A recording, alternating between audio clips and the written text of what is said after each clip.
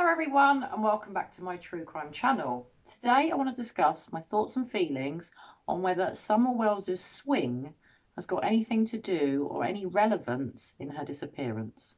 So Summer Well's swing has been mentioned quite a few times. It was mentioned the first time that her parents, Candus and Don, gave a media interview. Her mother said that she would never wander away from the swing. Not only that, in Hunter's interview with Chris from the interview room that was recently screened or shown on YouTube, he also mentions the swing and that, Summer wouldn't, wander off from the swing. So that's been mentioned twice.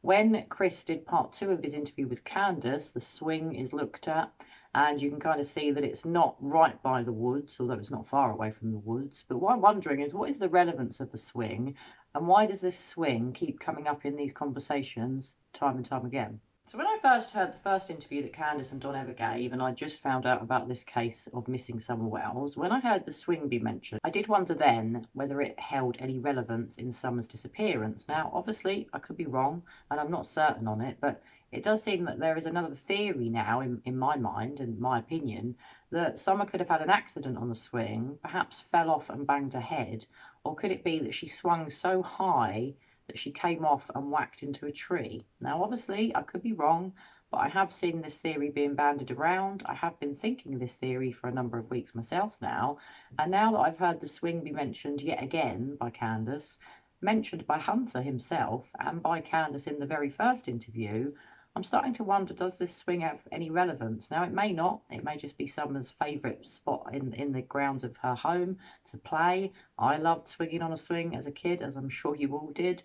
And if we weren't such old gits, perhaps we could still swing on swings. But maybe I'm a bit old for that now.